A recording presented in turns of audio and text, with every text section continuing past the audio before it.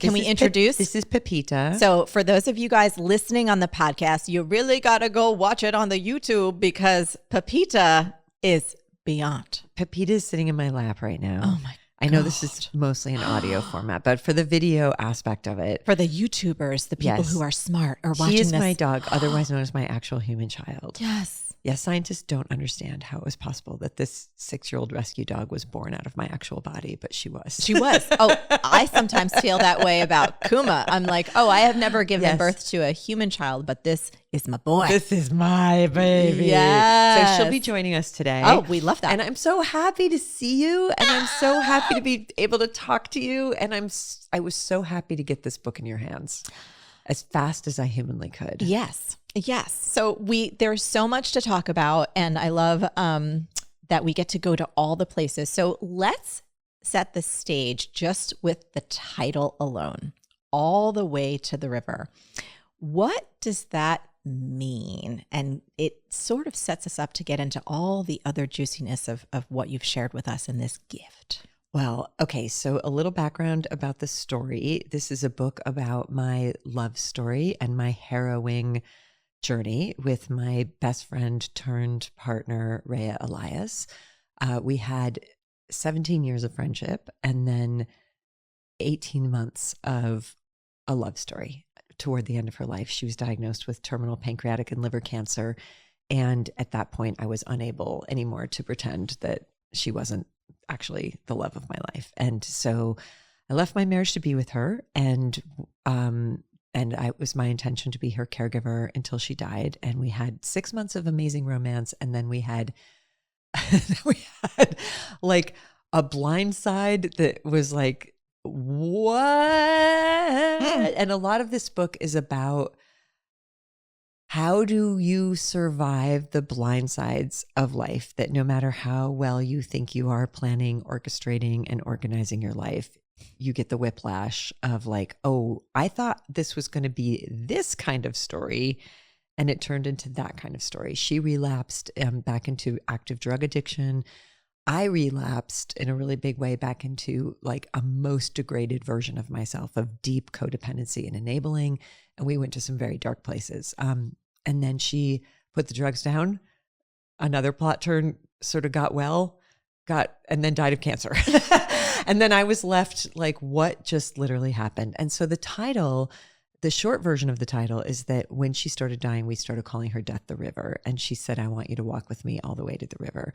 The longer version of the title is that all the way to the river is a term she used to use for the person who knows you the best in the entire world, the deepest intimacy that you can have. And she based it on the map of Manhattan. So it's essentially, she was like, who's your friend who's going to walk all the way to the East River with you, from the center where things are just superficial to the edges where there's no more hiding. Yes. There's nothing, like the deepest level of knowing somebody that can be known.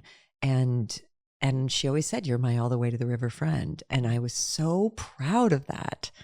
But also, you're a New Yorker. Anyone who's ever walked from the center of Manhattan to the East River, especially on the Lower East Side, knows it's not necessarily always a very nice walk. And Correct. Knowing to truly be known and to know somebody at that level can also be harrowing. And you'll see aspects of them and yourself that you maybe wish you hadn't seen. It's challenging to know a human being at the level that I knew Rhea and that she knew me. And sometimes we know people so well, we have to recover from that. We have to recover from them, and we have to recover from our story with them. And that's what the book is about. Did you start writing this soon after she passed? Because it's been, I did some math, 7 years and 8 months and a little bit of change. I started writing about Rhea the minute I found out she was dying. Like the day that she got a terminal cancer diagnosis, I knew that I was going to have to write my way through this horror, because the experience that I had, and again, this isn't something that can be escaped. All of us are going to experience this at some point in our lives. The person It's okay, Pepita, but it makes sense. You know why? I know. It's because we're in New York and there's doors that I are know. closing. Doors are going to continue to open. But here's what's great about Pepita. Pepita's like, I'm looking out for I'm looking out for my crew. She's excuse me, miss. That's okay. That's okay. Thank you. Good job. Thank you. The person who you at some point in your life, the person who you love and care about more than anyone else in the entire world is going to be lost. Yeah. Whether, if you're lucky, you'll die first. Honestly. I mean, I can't remember who the comedian was who had a whole bit about this. That was like, wait, the best case scenario is that one of you buries the other one. You know what I mean?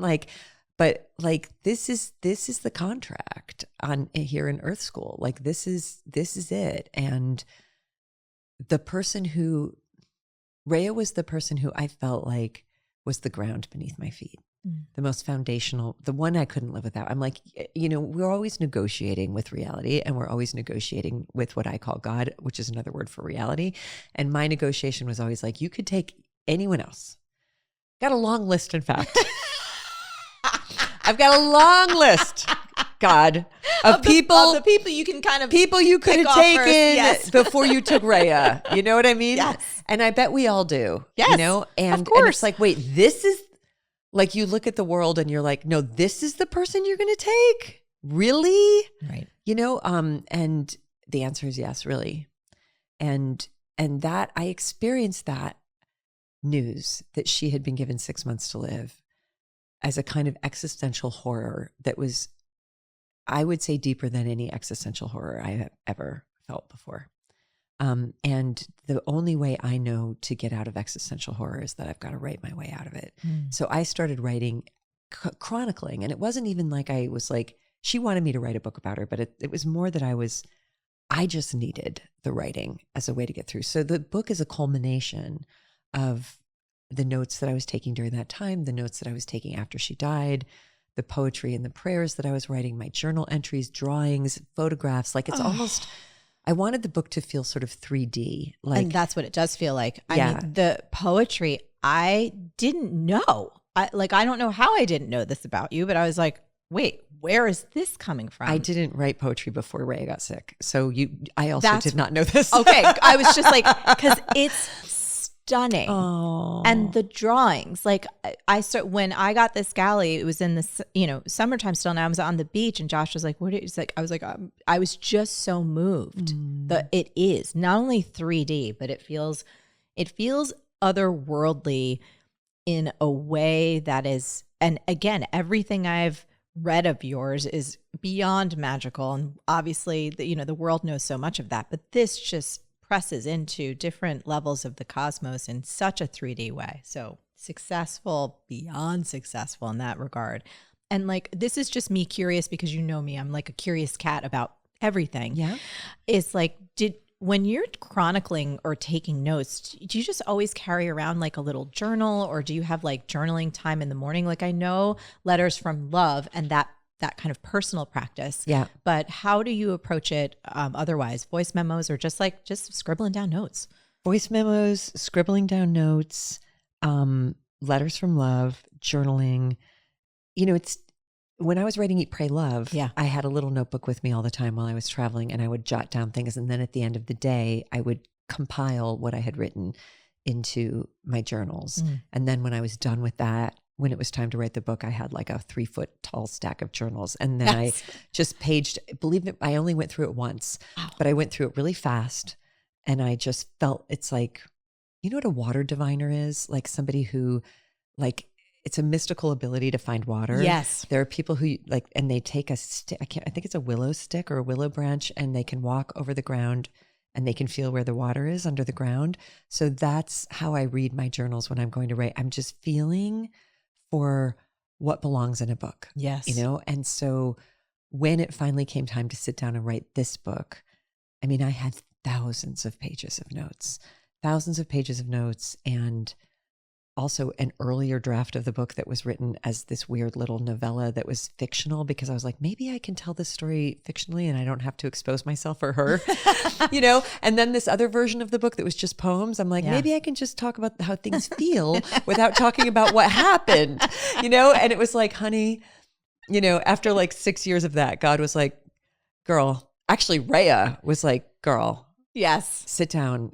and write the living shit out of this book. And you have to say exactly what happened. And so then it was just a compilation of everything. Yes. Which brings me actually to, I love how you open with the visitation. Like, I loved this. And about this, as you had called it, this supernatural Dixie cup system that you both had right after she passed.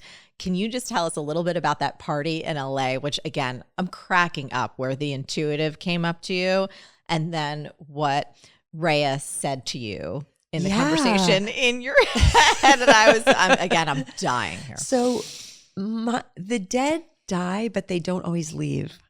And some people die and leave, and some people die and don't leave. And it's not quite the same thing as a ghost. This is how I've come to sort of understand it viscerally in my own experience.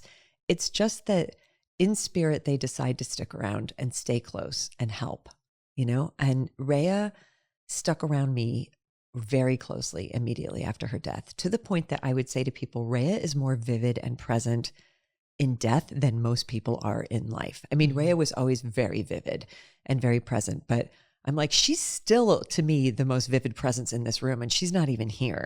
Like, she is still the funniest person in the room. She's still the alpha in the room. She's still dominating like everybody in this room. She's topping everybody out. Yeah.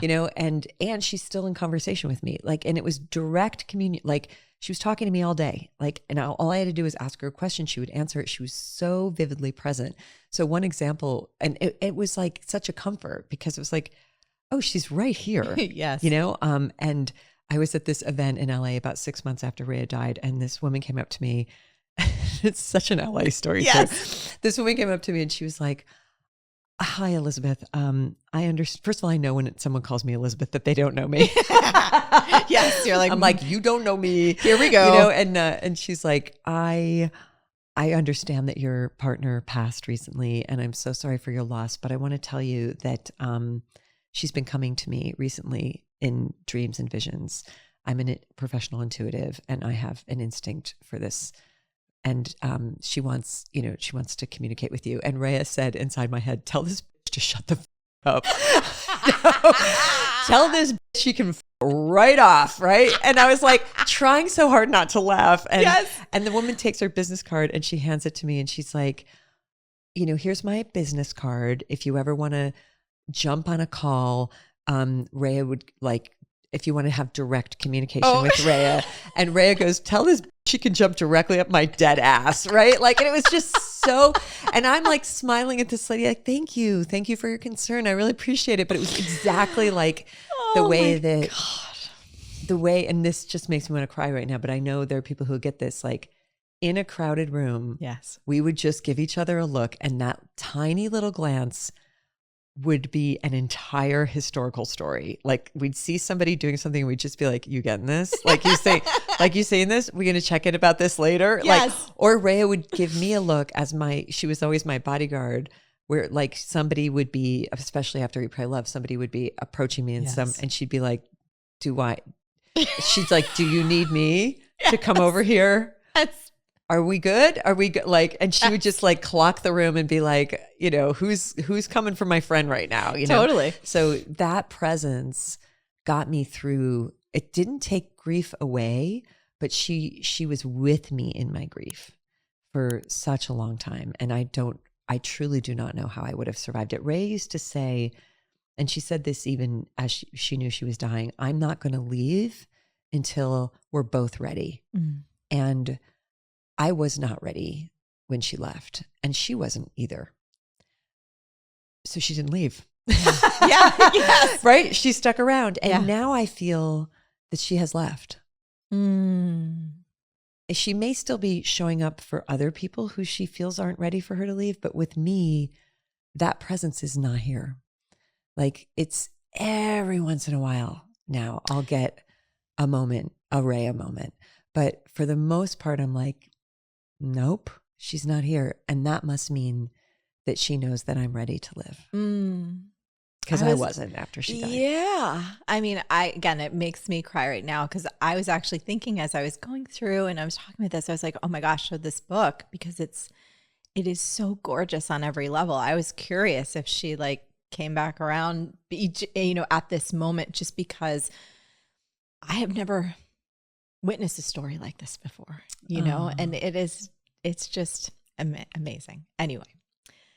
It's so dramatic. There's so many twists and turns. There's so many like, wait, what? Like left-hand Clyde kind of things. And you shared that what you thought would be your most beautiful love story actually turned into your biggest nightmare. So what have you come to understand about this notion that like sometimes getting the thing that we think we want, like getting exactly what we want, is the worst thing that happens? And I love that you mentioned this several times. It's like the fact that God has jokes. God has lots of jokes. Listen, first of all, I just thought a really great alternative title for this book would be Wait, What? Yeah.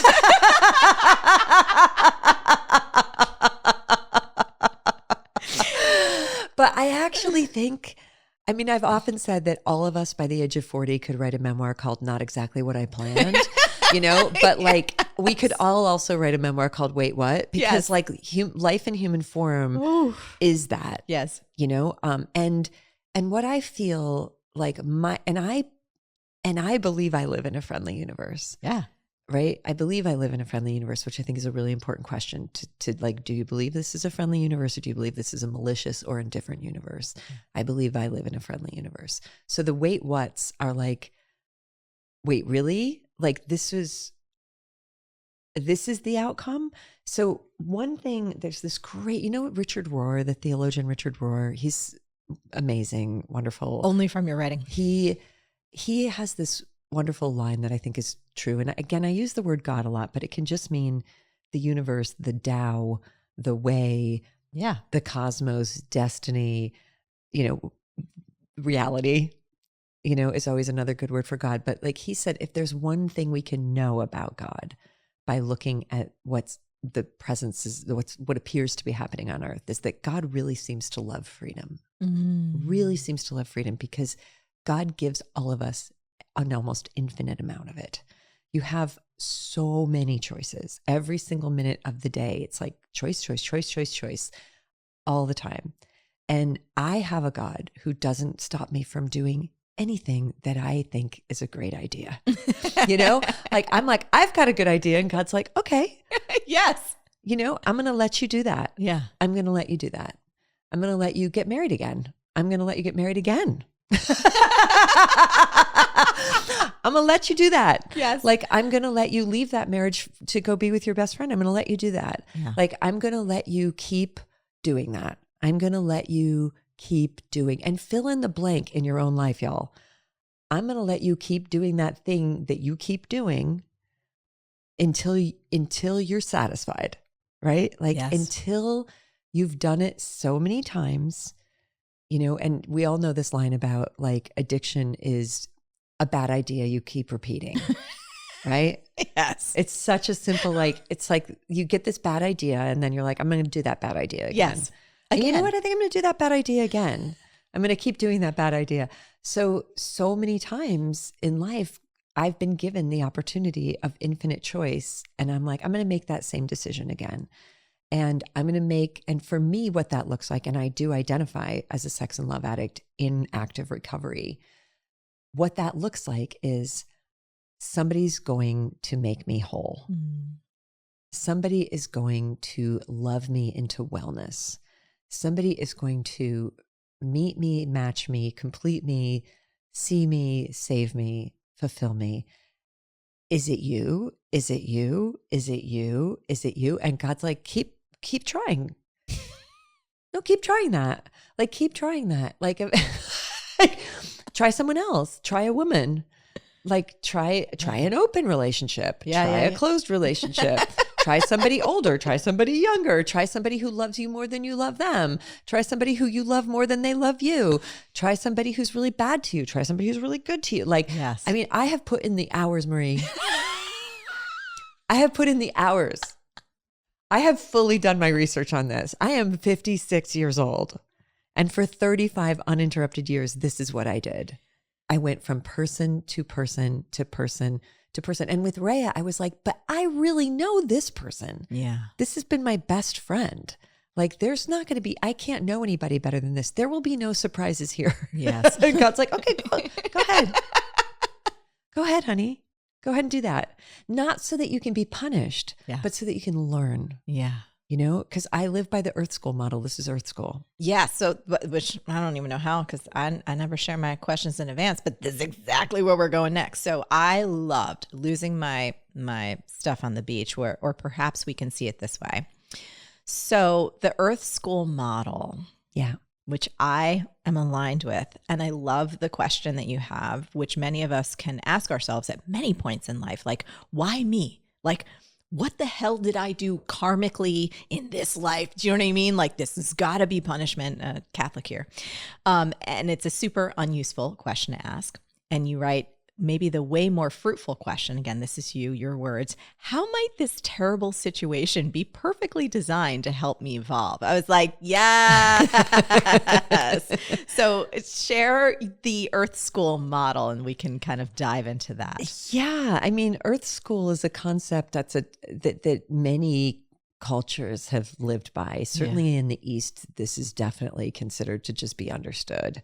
Like, Earth is a school for souls. You come here voluntarily. So first of all, why me? Because you volunteered. Yeah. Right?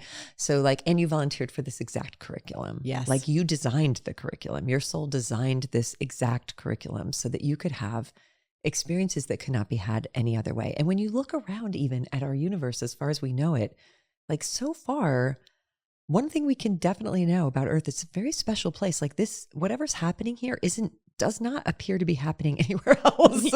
We can all agree on that. Like, something very interesting is happening here. Yes. And the fact that we have consciousness and that we're aware, the fact that every parent that I have ever met has said about their child, they were born this way. Yes. They showed up with this exact personality. Yes. Like, hardwired, like the fact that we seem to be hardwired to our talents. We seem to be hardwired to our frailties. Like, we show up with a sort of like, this is who I am. This is where my troubles lie. This is where my gifts are. Okay, what's the curriculum? Yes. You know?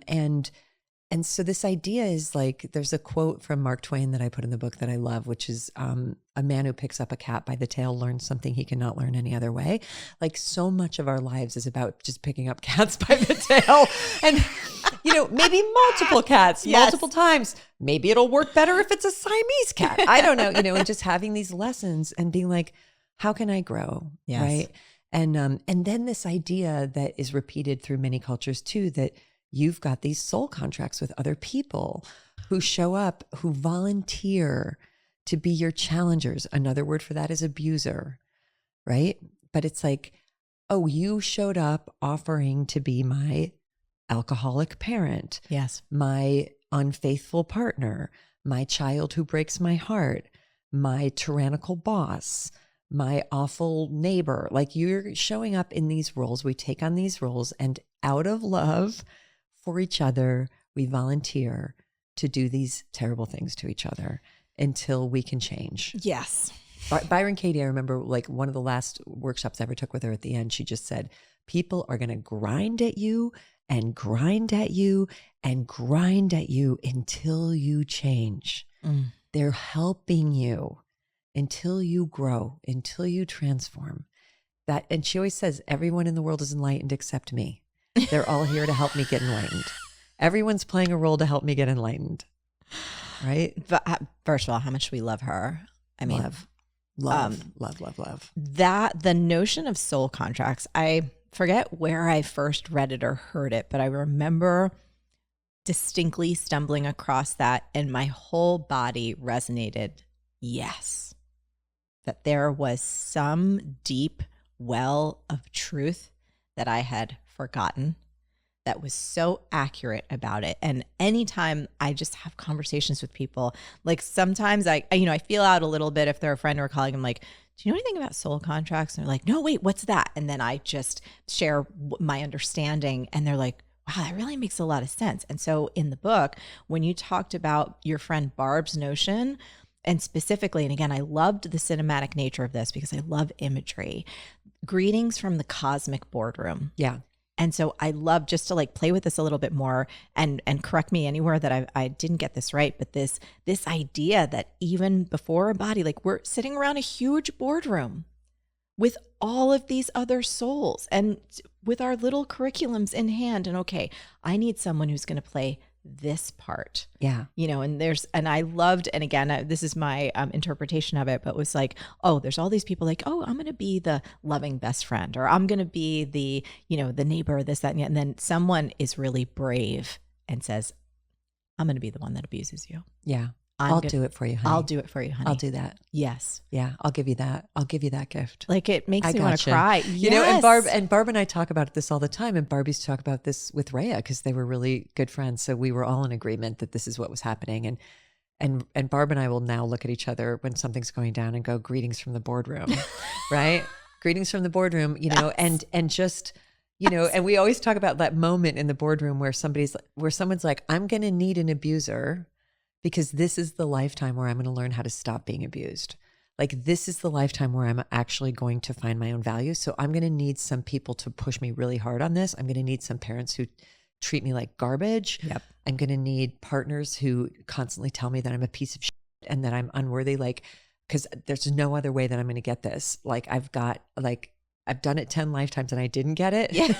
Because the other thing is when you're born, you forget that you agreed to all this, right? So you're like, what's going on? You know? And Barb's like, and then there's always somebody like in the back at the board who's like, I'll do it.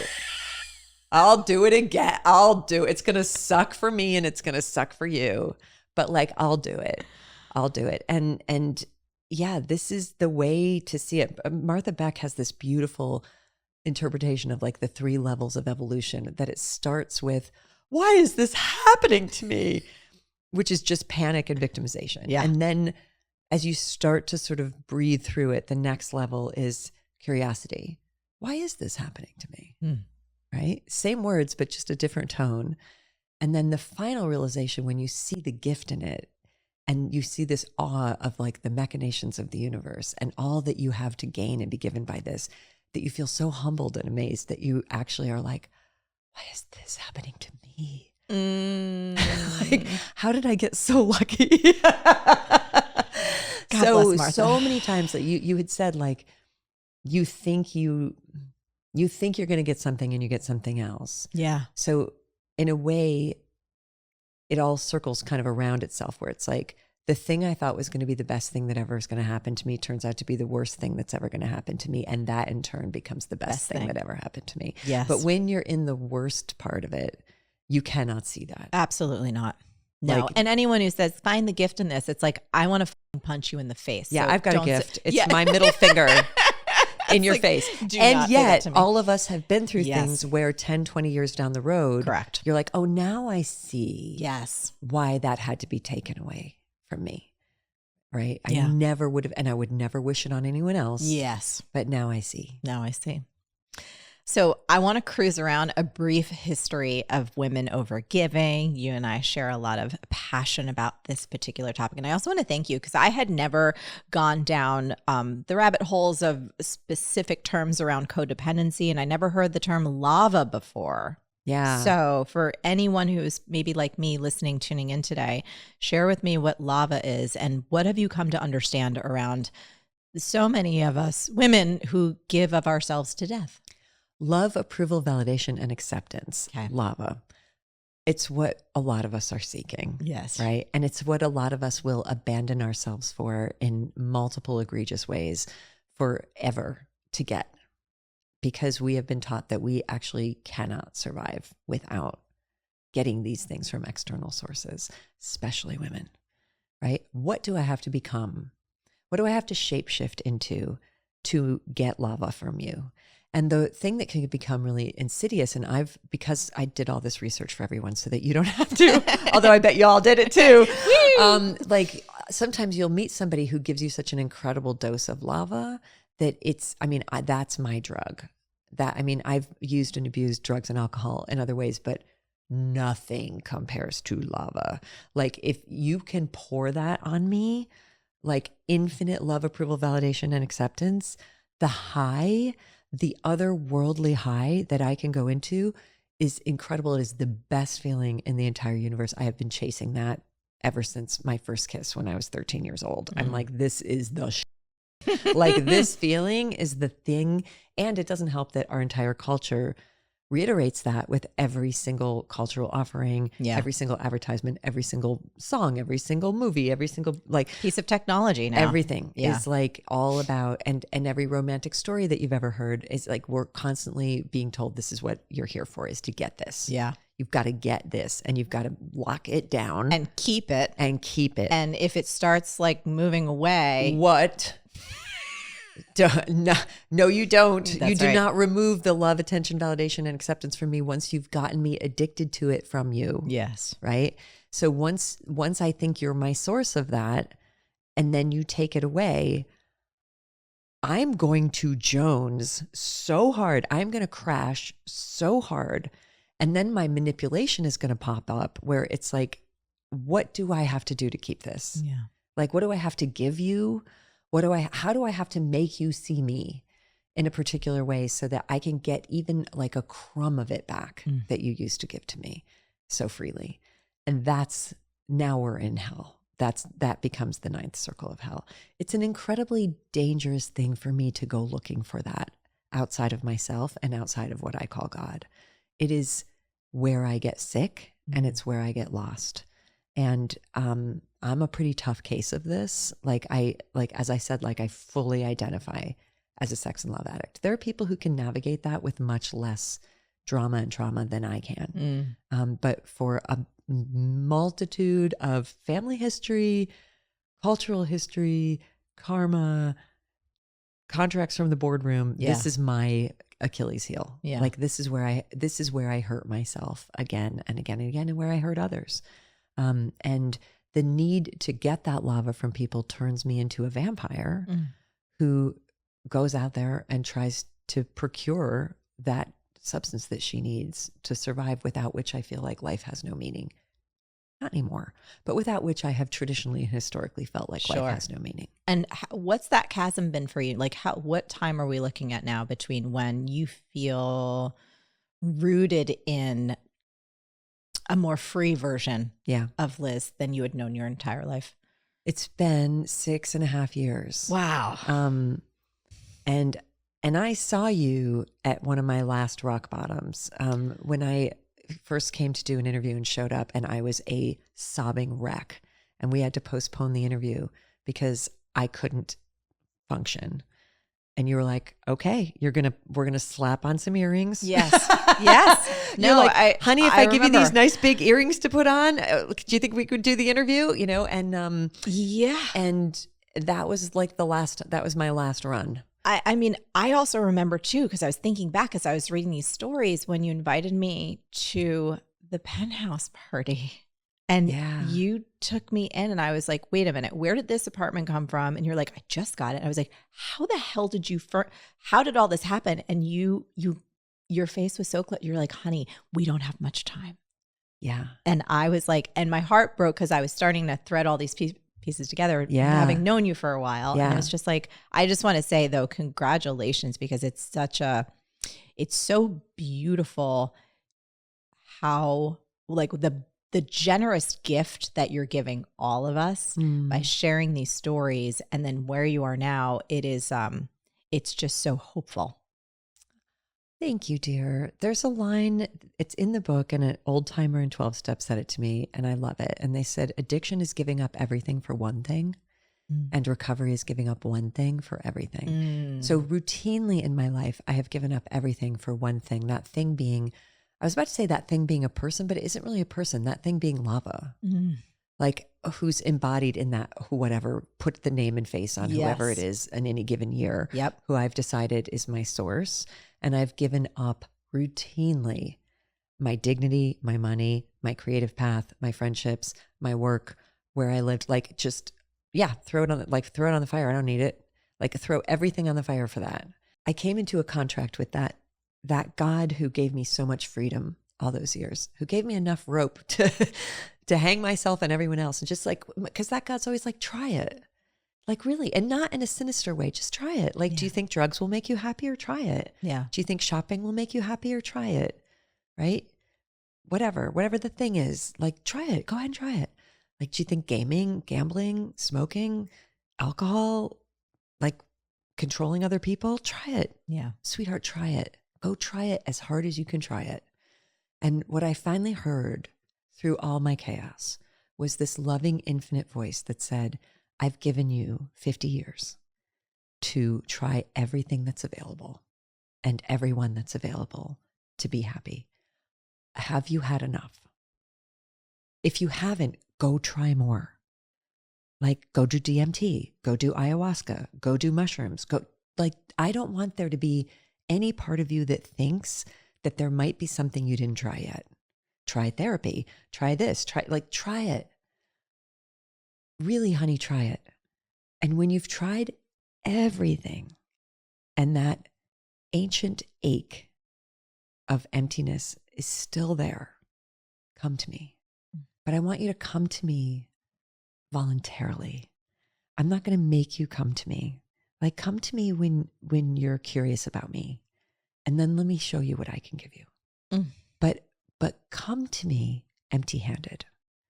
Come to me without any of your addictions. Put it all down and just come to me open and empty-handed. And then let's see what we can become, right? And so the giving up everything was like I finally put down my search for lava outside of myself. I was like, I'm just going to stop doing that. I'm just going to stop doing that. And I'm going to see what fills that void when I stop doing that. And it wasn't easy. I mean, I went through like a year and a half of pretty severe withdrawal because that screaming addict in me was like, are you kidding me? Like, you're going to put this thing down, the only thing that ever felt good. And I remember an old timer in the room saying one time, you don't think every single one of us in here had to put down the only thing that ever felt good? Like every single one of us did that. So we did it because the thing that felt good was killing us eventually. What if you put it down? And what if you look for something that doesn't end? Because the problem with all the things that we're doing to try to feel good is that they come to an end. And then you have to have the withdrawal and you have to have the letdown and the collapse. And I don't think I can take another one of those. Like, I can't do another come down. I just can't, my system can't take it anymore. Yeah. You know? So what do we replace it with? Something that doesn't end. And what is that? Like love, the real thing. Like the real thing, the infinite thing. So women overgiving, some of the stats around that. Anything you want to share there? Oh, don't you know I do, sister. Oh, do you know anything about this? Do you know anything about topic? women overgiving? I can't say this enough. Yes. The actual scientific and sociological data is in. This is not my opinion. Tell us. The actual facts of the matter are that marriage is an institution that is absolutely terrible for women. It is a garbage deal. A friend of mine said recently, if marriage benefited women, they would have taken it from us already. Right? Because they're taking away everything else that's good for women. Yes. But they're like, get married. Yeah. You should get married though. Yeah. Right? Married women do not live as long as single women. They do not earn as much money as single women. They are not as happy as single women. They are more likely to suffer from addiction than single women. They are more likely to commit suicide than single women. They are more likely to die of homicide than single women. They report themselves in every single way that you can measure sociological data for wellness as being less contented than single women. Interesting, given that it's the goal that you are taught is the thing that if you can achieve is going to make you happy. Conversely, married men, and this research has been done on men and women. No research has been done on women and women, men and men. I'll get to that in a little bit, but traditional cisgendered heterosexual marriage, married men, on the other hand, married to women, outperform single men by such a measure that it is perhaps the healthiest thing that a man can do, is to get a woman to marry him. Married men live longer, they're healthier, they make more money, they advance more in their careers, they're more creative, they're less likely to commit suicide, they're less likely to die of homicide, they're less likely to die in car accidents, in every single possible way. The best thing a man can do is to get married to a woman. The worst thing a woman can do, statistically speaking, is to get married to a man, because what happens is it's called the marriage benefit imbalance. Those imbalances are exactly equal, meaning the percentage of herself that a woman gives to a man, she loses and he gains. So she's literally giving her life to him. Literally. Yes. Life force, years of life, prosperity. And like literally, it's a literal exchange.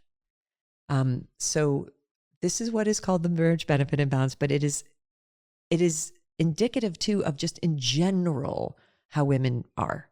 Like it's not just in marriage. Like companies that have women on the board outperform companies that don't have women on the board by 25%, yet corporate life destroys women, right? So women come in and they're like, I'll give so much that this entire company is going to benefit, but I'm going to actually go down in this entire thing, right? Like rehab facilities that are co-ed, the men do better than rehab facilities that are just for men. It's great. The men get sober, the women don't. Because the women are instantly, a woman sees a man and she's like, let me help him. Instantly. They're like, let me help him. Let me save him. Let me rescue him. Like, I'm going to make it okay for, like, instantly. It's what women do. And co-ed schools for children, like send your girls to girls' schools, send your boys to co-ed schools, and let other people's girls, like they don't do as well academically, but the boys do better. It's like every single place where you put women and men together, the men benefit and the women do not. It's so fascinating. Everywhere. Like, I feel like this notion, the over-giving notion, and this is why I wanted to talk about this a little bit, because, you know, rather than being like, this us versus them, it's like, oh, where can I get curious? At least this is my perspective on it. Where can I get curious in my own life, of my own programming? Where am I doing this? Correct. And why am I doing this? Correct. And like, you know, the marriage thing, people always laugh, and Josh and I always, we joke about it because we're not technically married, but somebody like, oh, your husband, Josh. I'm like, I don't care. Like, you know what I mean? It's not there. And I just have always felt for myself personally, I'm like, I just don't need or want that piece of paper. Like I love love. I love being in this relationship, but the overgiving thing, like I have to watch for it at every part of my life. And also too, I think there's a lot of lore around, especially in like personal development circles and even in like entrepreneurship and creator circles. It's like, okay, you know, this is kind of an interesting, tricky high wire act of like being of service, you know what I mean? And giving your gifts. And like, I've certainly been a champion of that message. You know what I mean? It's like the world needs that special gift that only you have. Yes, but not at the expense of everything else. Yeah. You know, so it's like, oh, if there's something I could like wave over every woman, over everyone who identifies as a woman, and going back to the question of same-sex relationships, you know, trans relationships, the fundamental question is who is playing the traditional role of the woman in this relationship? Meaning, who is sacrificing of herself so that others will benefit? Right. And that's just a great question to ask, because you might not be playing the traditional role of a woman in your relationship. Your husband might be, or your wife might be, or you know, but like, who's the one who's giving so much that it's hurting them, which is the traditional role of women, which is how you are taught to be a good woman. Yes. Which is a trap. Yes. A trap. I have a friend and I'm like, we have got to get out of the good woman trap. We've got to get out of the good girl trap. We've got to get out of the good mother trap. We've got to get out of the good wife trap. Like all of anything with the word good in front of it. Yes. Associated with women, what you were trained is what that means is that you do not have a self. And I have a beloved goddaughter who just graduated from high school, and I gave her this ring. I collect vintage rings, and I gave her a vintage ring of mine that's called a gypsy ring. And they're from like the Georgian area. And I think this is my personal theory about them. but they're meant to signify that you will never get married. Oh, wow. I need to get you one, Marie. Listen. They're meant to signify that you will never get married. And when you see it, it's a particular shaped ring. It's very specific. Like if I see somebody where I'm like, oh, they've got one of those. And I sort of feel like maybe it was code for queer. I haven't seen this in any research, but I feel like how else were you going to get away with not getting married as a man even? Yes. Like, did men wear them to signify? But anyway, I got one for my goddaughter, who's a big romantic like me, and who I have seen already go through a lot of drama and trauma around romance, even in her young age. I see a lot of myself in her in ways that make me excited and ways that make me scared. Yes. And I wrote her a letter, and I told her what the origin of the ring was. And I said, this ring is from about 1880, and this is what it signifies. But here's what I want you to understand about this. This doesn't mean that you can never get married. Obviously, do what you want. Yeah. But my hope for you as your godmother, who's supposed to help you with your spiritual evolution, is that this ring signifies that there will always be something of yourself that you hold in reserve that nobody gets to have, right? Wear it on your pinky finger to symbolize that you keep a pinky finger's worth of yourself to yourself. Like it is something held in reserve. They don't get to have all of you. Yes. Your children don't get to have all of you. Your partner doesn't get to have all of you. Your work doesn't get to have all of you. And this goes very much against everything that you are taught about. And listen, there's no high greater for me than the high of I want to disappear into you.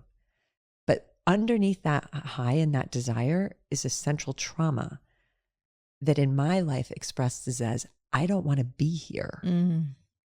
Like I am so deeply uncomfortable in my body, in my earth school, in my unhealed trauma, in my damage. I don't want to be here. So I want to disappear into somebody so that I don't have to experience myself. Yeah. Right? Feels really romantic, but it's actually really kind of tragic. And only very recently, even now, 6 years into recovery and on this new spiritual journey that I've been on, have I been like, I kind of like being here. You know what I mean? Yes. I'm glad I'm here. Yes. I'm not trying to escape my day. I'm just having like a Friday morning and I'm happy to be here. Yes. And that is a miracle. Like any day when somebody with a mind like mine is happy where they are is a miracle. Oh, well, that makes me thrilled because I'm so happy that you're here. Me too. And that the alignment's there. So telling the truth and keeping secrets, it's such a big theme throughout the entire book. I'm curious if there were any parts, and you alluded to this a little bit before, you're like, okay, I think this is going to be a poem book. You know what I mean? I think this is just going to be this version. Was there any point in the journey where you're like, I don't know if I can share that?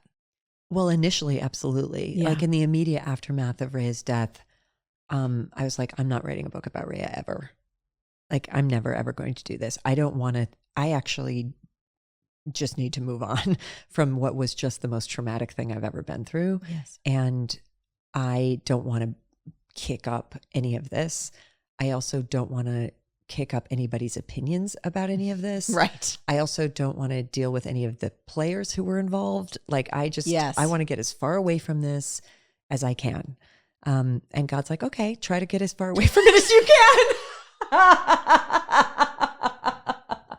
I mean, again, that God who loves freedom was like, oh, you want to go to India? So I went to India. You know, I fell in love with someone else. I'm like, I'm going to go fall in love with someone else. God's like, great. Why don't you go do that? Like, why don't you go do a lot of ayahuasca, go to India and fall in love with someone else?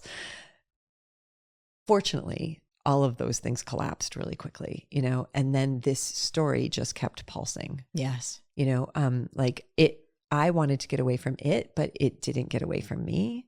And so that's when I was like, well, I'll write this as a novel. I'm a novelist. Yes. Like I'll write this as like a ghost story. And it'll be like a short little brief novella, very spare.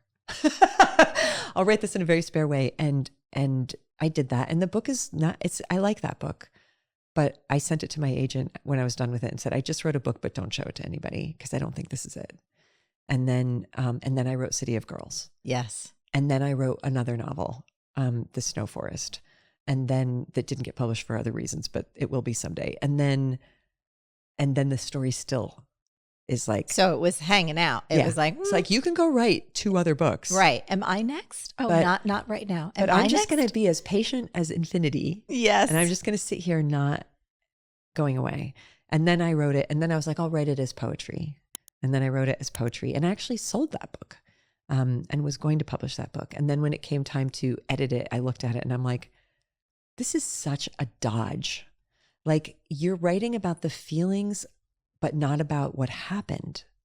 Like, this is all about how it felt and nothing about what occurred. I had like a 2-page introduction to the book of poetry that was like, so this is about like me and my partner and I loved her, but also some weird shit went down. I don't really want to talk about it, but here's the poems. Thank you. You know, and I was like, you can't write about the person who was the most honest person you ever met in the entire world, who constantly said, fearlessly go straight to the white hot radioactive center of the truth, and that's where your liberation will be found, which was Rhea's whole thing. Yeah. And then not go to the white hot radioactive center of the truth. You just can't. You got to do it or don't do it. But I actually at one point was like, I can't not do this. And then once I started writing with that sort of spirit, Yes. which is we're leaving nothing out. Yes. There were a couple moments in the book where I'm like, are we really doing this? I'm like, yeah, we're really doing this. Yes. And I just thought it was such a beautiful, I felt the immediacy and the honesty in every page of places where you're like, hey, here's a portion we're not going here because there's certain people involved that like, it's not my story to tell, or it's not the details that, you know, they're not any moment. The only thing I won't talk about is other people's lives. Absolutely. Yeah. But I'll talk about mine and I'll talk about Rhea's. Yes. Yeah. And I think that the chapter, like, what day is today? OMG. I don't want to give it away because I don't want to give away the punchline, but I want to plant that little seed for y'all. When you get to the chapter that what day is today, I was like, again, cinematic. I saw it on the big screen and I laughed my ass off so hard at that. So thank you for that. And I'm going to move right on. You're welcome. Yes. To the notion also of running out of road. Like we're running out of road. And that was something that I think it's like I don't know if you said that phrase to me the night of the party at the apartment, but it was in that vein. Yeah. So you said, Marie, we don't have much time. Yeah. I had to do this fast. Yeah. And we're all running out of road, right? And then feeding crackers to lions. I just want to thank you for that gift as well. And if we want to talk about that or anything, it was just like your ability to be so real and transparent and detailed about the actual things that happened when she passed. It was a real gift. And it brought me, who I didn't know her nearly. It's like I only met her once or twice, but it made me get her on such a visceral, and I was cheering for her, to be quite honest. Oh, thanks, Marie. You know, people, this oncologist that I worked with said people die the way they live. And I'm also thinking about the great Indian sage Ramana Maharshi, who said that you should meditate on your death every day. It's a big practice, memento mori, the idea of like looking at a skull. You should be thinking about death all the time. And you should be preparing to die all the time, because we are of the nature to die, say the Buddhists. We are of the nature to live in a body that will decay. We're going to die, and that's something that you should meditate on. But where I don't want to say where I was off that night that I met you at the penthouse, when I said, we don't have a lot of time, we're running out of road. I suspect that you felt energetic urgency. Yes, totally. And urgency, I have now learned, is very symptomatic of an addict mind. It's always an emergency with an addict. It's always urgent. There's always a desperate quality. And I have lived my life with a sense, until very recently, of tremendous urgency, where there was an awareness that we don't have a lot of time. And there's this idea that I've got to fill that time with as much as I can possibly do, because, oh my God, we're all going to die, which is not, I think, what Maharishi meant when he said meditate on your death. I don't think he meant get urgent. That's also why I have sort of an issue with bucket lists, because they feel panicked to me, right? And like, live every day like it's your last, like that fills me with panic. Me too. Although if it was my last day and I can honestly say if someone said, this is your last day, I'd be like, let's just keep talking, Marie, till the clock runs out. Yeah. You know? And now there's a sense of when you tap into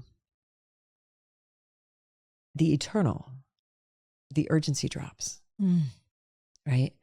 Like the only way for me to drop that urgency is to pull back and just be like, yeah, this human life has an expiration date. I don't know what that date is. But there's something that doesn't end. Even if this planet ends, there's something that doesn't end. And there's no hurry for anything. You got all the time in the universe. Like when I first met what I call my higher power, that was the message I kept being told, like, shorty, chill. You got so much time. Yeah. Your soul is infinite and eternal. Don't worry about it. You don't have to get it all in one, right? You don't have to get it all in this lifetime. You don't have to get it all done in this week. Like, it's good, you know? So my hope is, like, as I continue to relax into non-urgency, into like, I may or may not see the 7 wonders of the world. Like, I may or may not have another great love story. Actually, when I hear that, I'm like, please God, I may not have another great love story. I don't know if I can survive another great love story, right? Like, I may or may not have a bucket list where everything gets done, you know? But can I, in this moment, not feel urgency thrumming through my body? Because that is an uncomfortable feeling. That is, another word for that is anxiety. And I don't want to live my life thrumming with anxiety anymore. Yes. Right. I love that. But Rhea died the way she lived. She died violently. She lived violently. She was a like homeless drug addict for a lot of her life. Like, she died independently, stubbornly, like an Aries. Yes. Like, not cooperatively. Like, you know, she didn't make it. She didn't wake up every day and be like, how can I make life easier for my caregivers? Yeah. Yes. She just was like, nope, I'm going out in flames the way I lived. Yeah. And that was her. And it was very authentic. And I feel like she got to do that. You get to live authentically and you get to die authentically.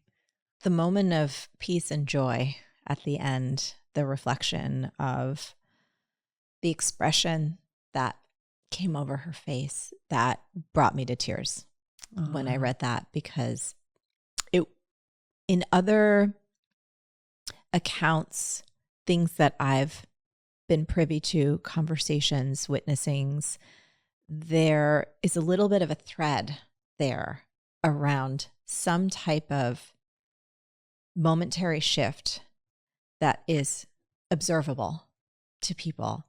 And I just felt everything in my body felt like a sense of peace when you wrote that part too.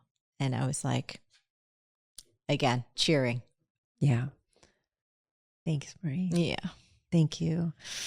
I think to be with somebody when they die is such a sacred privilege, and it was such a mystical moment, and it was not how I planned it. LOL. Yeah. I planned like a real yogi's death. Sorry, is she making noises? Oh no, I'm also, it's great. She's, yeah. Do you want to come up here and be quiet? I advertised you as quiet. What's all this scamping about? This is Pepita's just like wants to be. Listen, when Kuma's around and there's a conversation, Kuma's like, but why aren't you talking to me? And like, why am I not? So Pepita, you're welcome. Why am I not the center of attention? That's exactly right. Right, you should be. And when you said there's a shift that happened, so yeah, I had some sort of gauzy idea, like a gauzy, soft lit, Vaseline lensed idea of like a beautiful death. Yeah, that I was going to orchestrate. And that is not what we got. Yeah, because I couldn't orchestrate anything about Rhea. Nobody could. Nobody could control Rhea. Cancer couldn't even control Rhea. They told her she was going to die in 6 months, and she got 18 months. The entire time smoking, doing drugs, drinking, and being an asshole. You know what I mean? Like not from juicing did she get that extra year. Yeah. You know, she got that extra year from cocaine. And she But that was Rhea. Yes. You know, like that was Rhea's life and that was Rhea's death. And it was beautiful. Yeah. And it was perfect. And it was a nightmare. And it was glorious. Yeah. And it was a ride. And I wouldn't have missed it for anything. And I can't wait to never do anything like that again. So speaking of never doing anything like, so when we were texting and then you're like, hey, I just did this retreat in darkness. I was like, wait, what, Liz? Like, wait, what's going on? I know this is a little bit of a left turn, but I thought that was really fascinating. And I wondered if you could just speak a little bit about what you did, like what prompted you to say yes to doing a retreat in darkness and what that was like for you. You know this feeling, and I know this feeling, and I bet others do too, called a full body yes. Yeah. Oh, absolutely. So a friend of mine a couple years ago said, I just did this like 3-day retreat where I went into total darkness in a cave in solitude and isolation. And I was like, oh yeah, I'll be doing that. I'll be doing that now. You're like, may I please have those details? I was like, right away, where, how, sign me up. And I think, you know, with something like that, you either hear about that and you're like, God, no, or where do I sign up? Where do I sign up? Yeah. And my body was a, where do I sign up? Amazing. Let's do this. I actually did it for 5 days because that's you. Because you're Liz and Gilbert. Come on. I still do love chasing intensity. Come on. And so what it's this place in Oregon called Sky Cave Retreats. And they basically, my friend's daughter was like, all year, she's like, when are they throwing you in the hole again? I'm texting you like, how did you poop? Where'd you go to the bathroom? Like, I was like, I want the details. What's going on? It's quite, I mean, it's a very nice hole. It's like, you know, there's a bed and there's a toilet and there's a bathtub. And then once a day they bring you food through this black box in the wall and check on you to make sure you're not having a psychotic break. Okay. But otherwise you're in complete and absolute darkness. Like you can't see your hand in front of your face and silence because it's underground. Wow. So there's no way to track time and there's no way to track space. And I was told by my higher power to do it. And I was scared to do it. And I was told there's treasures for you in here. And there's treasures I can't get to you any other way. I'm going to need your full undivided attention for 5 days. We're just going to talk. There's a lot that I want to tell you. And there's a lot that I need you to see.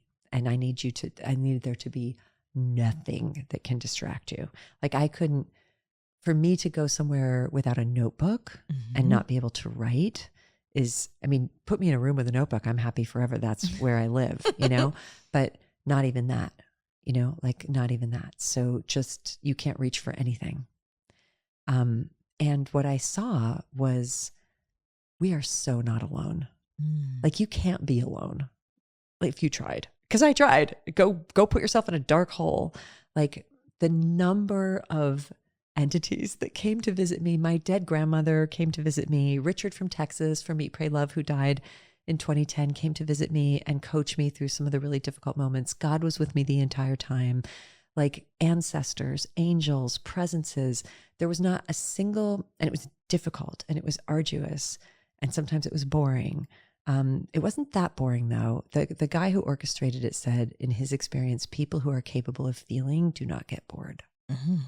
Good rule of life in general, if you are capable of feeling.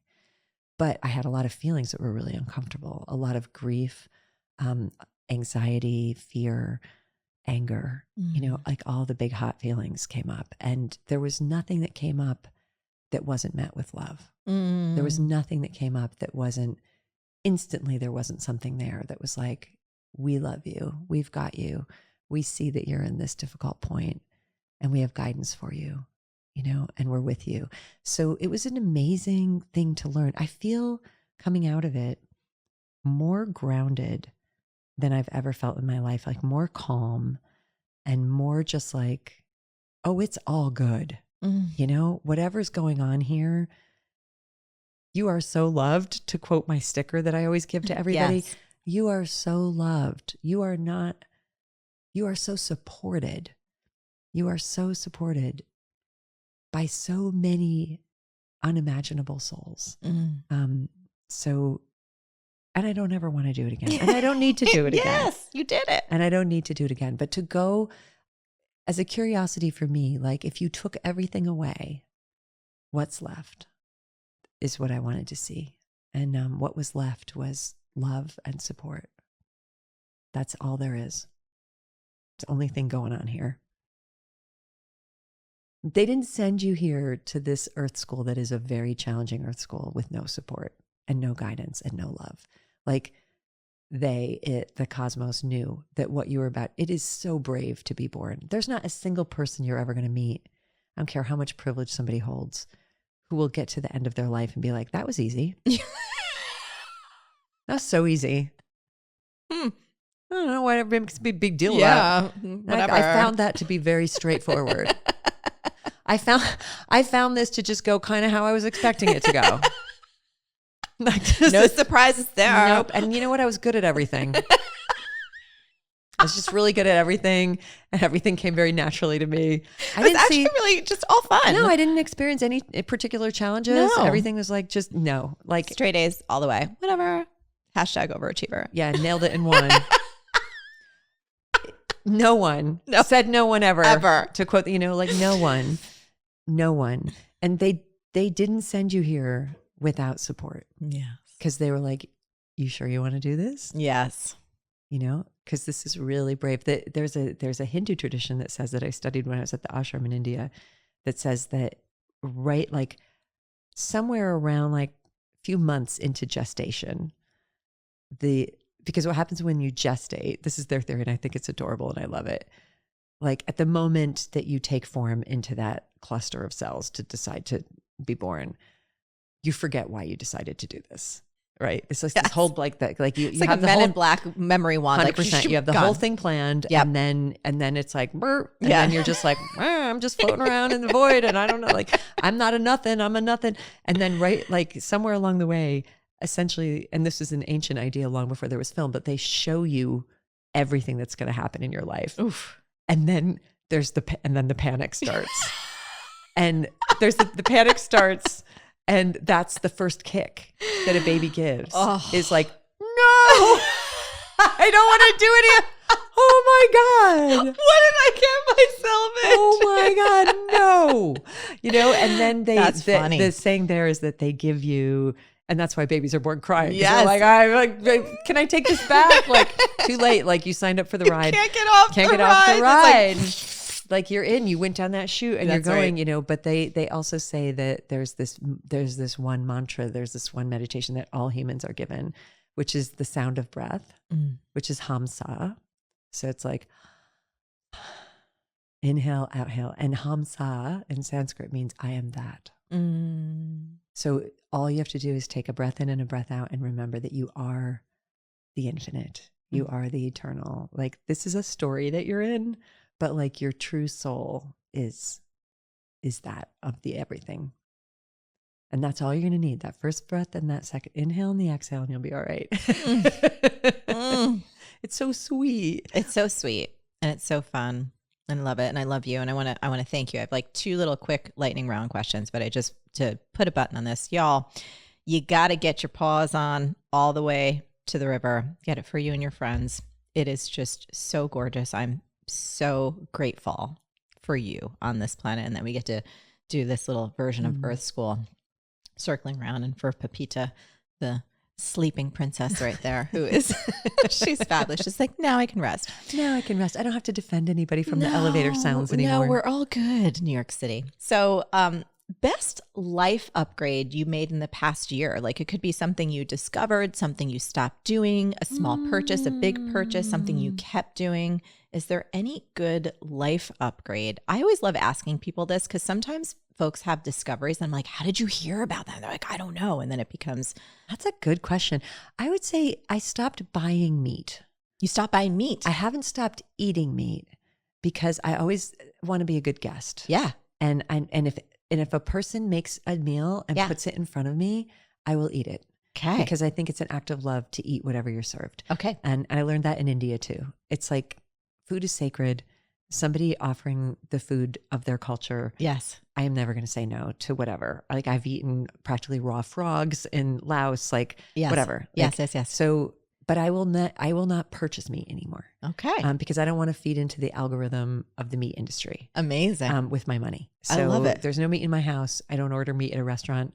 But last night I was at Margaret's house and her almost 90-year-old Italian mother made meatballs, and there's no way I'm not eating those. And it's also Margaret's. It's Margaret's mother, and it's like I've eaten at her table since I was a college student, and so I will receive that as a gift of love. Yes, and but please that's tell the her. Upgrade is no more buying meat. Okay, good. And tell Margaret I said hi. I'm going to send her a text and send her love. I will. Oh, okay, she loves so no you. more And you meat. met Palma. Yes. You met her mom. Yes. Yeah. Oh, Amazing. God. Amazing. Imagine going to Palma's house and not I eating can't. what she puts I in was front of just you. going to say, I'm like, and you being sit like, I don't eat that. No, no, that would get a slap. Like, you know what I mean? It's going to get a slap. Anything that you are super looking forward to, enthusiastic about over like the next 6 months? Like, well, actually, it's actually at the end of the next 6 months, I'm taking a 6-month sabbatical, which I have never done. And I will be not writing, not teaching. I'll still do my Substack. And that's it. And I'm going to go to Costa Rica for several months. Sweet. And I'm going to go with Pepita. Yep. And we're both going to learn some Spanish. Great. And I'm not going to be Liz Gilbert for 6 months. That version of Liz, like I'm not. Let me put it this way: I'm not going to be Elizabeth Gilbert for 6 months. There we go. I'll be Liz Gilbert always, but I'm not going it. to be Elizabeth Gilbert. This is so. It's actually really, really cool because I've been investigating for myself and I've been having some really wonderful conversations, like just around like, and this is going to sound so maybe who knows what it sounds. I don't care. Like Marie Forleo, just because that's been the brand. And I'm like, well, it's the one thing about me that's probably never going to change. Do you know what I mean? Yeah. It's like, instead of naming it a company, is a decision I made way back. And I've just been poking around like, oh, what portion of me is like, you know, your version of Elizabeth Gilbert versus like this other piece, like the 9-year-old version of me I was talking to you about off camera, that me and my best friend Chris, and we're just like, oh my God, we're like preteen girls, you know, running around dancing and playing and, you know, watercoloring and cooking and stuff like that. So I love that you are giving yourself that. That is awesome. Thank you. That is super excited about it. I'm like this for you. I'm like super excited about it. Yeah, that'll be really cool. Great. Anything else that you want to leave us with today? I love you guys. And you know what? You really are loved. Like whatever, like you really are loved, and you really are possessed of infinite power. Another thing that I really saw when I was in that cave was that what I call God kept saying to me, if you had any idea how much power everybody contains, how incredible people are, how powerful people's souls are, how creative, how resourceful, you would never worry about anybody again. You would never worry about anyone, because to worry about people is so degrading to them and to you. And I want you to start seeing how incredible people are and how much they can handle the incarnation that they showed up for. They really can. You don't have to worry about it. They got it. And so do you. It's freedom right there. A whole lot of freedom. I love you so I love you, Marie. Love you, Liz. Thank you. Like that. Thank you. Thank you, Pepita. And thank you for being here with us. We love you. She just wants to say you're welcome for protecting you from elevators. Hey, if you loved this video, you need to watch this one next. Trust me on that.